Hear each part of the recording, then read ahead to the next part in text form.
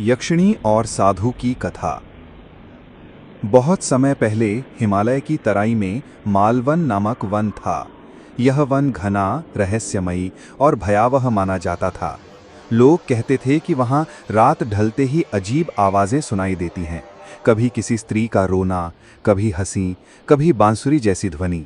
गांव वाले मानते थे कि उस वन में एक यक्षिणी का वास है, जो राहगीरों को भटकाकर अपने वश में कर लेती है। साधु का आगमन। इसी वन के किनारे एक दिन एक सन्यासी यानी साधु पहुंचे। उनका नाम था स्वामी विभूतिनंद। उनका चेहरा तेजस्वी, आंखें गंभीर और चाल धीमी पर स्थिर थी। वे तपस्या के लिए शांत स्थान की खोज में थे। गांव वालों ने चेतावनी दी, महाराज, उस वन में मत जाइए, वहां यक्षिणी है। कोई भी यात्री रात भर बचकर नहीं लौटा। साधु मुस्कुराकर बोले, भय तो वही करता है जिसके हृदय में अज्ञान हो। मैं सत्य की खोज में हूं। यदि यक्षिणी वहां है तो उससे भी मिलना आवश्यक है। साधु वन के भीतर चले गए। रहस्यमयी मिलन। रात के तीसरे प्रहर साधु ध्यान में बैठे थे। अचानक वातावरण बदल गया।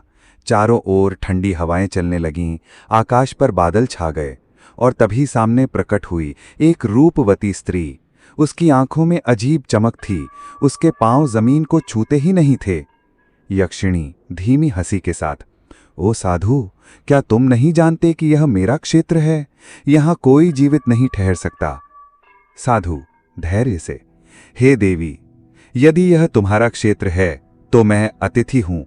अतिथि का स्वागत करना तुम्हारा धर्म है। यक्षिणी उसकी वाणी सुनकर क्षण भर रुकी। उसे आश्चर्य हुआ कि कोई उससे भयभीत नहीं हुआ।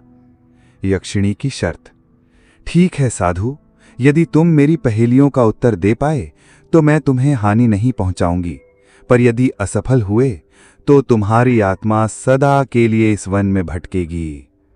साधु, प्रश्न पूछो, सत्य की राह कठिन ही होती है। पहली पहेली, यक्षिणी, बताओ साधु, इस जगत का सबसे बड़ा कारागार कौन सा है?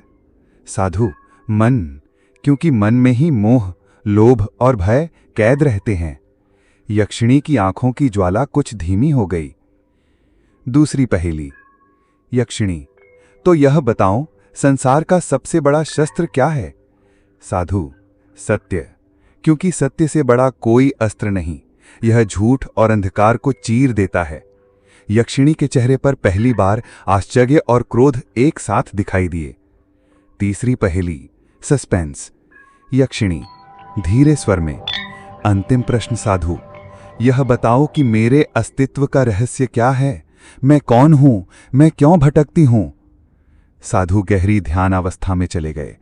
कुछ देर बाद बोले, साधु, तुम एक यक्षिणी नहीं, अपूर्ण इच्छा में बंधी आत्मा हो। तुम्हारा वासना और प्रतिशोध तुम्हें इस वन में बांध कर रखा है। जब तक तुम्हें मुक्ति का ज्ञान नहीं होगा, तुम छाया बनकर रहोगी। रहस्योद्घाटन। साधु की वाणी सुनकर यक्षिणी चीत्कार कर उठी। उसका रूप विकृत होने लगा। सुंदर मुख अब विकराल हो गया। आंखों से आंसू बहने लगे। यक्षिणी कंपित स्वर में, सत्य, सत्य, यही मुझे बांधे हुए हैं। मैं चंद्रप्रभा नामक राजकुमारी थी। लोभ और विश्वासघात ने मेरी आत्मा को भटका दिया। जब तक कोई मुझे पहचान कर सत्य नहीं कहेगा, मैं मुक्त नहीं होऊंगी। साधु ने मंत्रोच्चारण शुरू किया। उनके शब्दों से वातावरण पवित्र हो गया। धीरे धीरे यक्षिणी का भयावह रूप मिटने लगा और वह आकाश में विलीन हो गई। अंत। अगले दिन गांव वालों ने देखा कि साधु वन से बाहर आ रहे हैं। गांव वाले, महाराज, आप जीवित कैसे लौटे? साधु, यक्षिणी कोई राक्षसी नहीं थी, वह पीड़ित आत्मा थी। सत्य और करुणा ने उसे मुक्त कर दिया। भय केवल भ्रम है, जब तक मन उसे शक्ति देता है। गांव वाले नतमस्तक हो गए। मालवन का वन अब शाप मुक्त हो चुका था।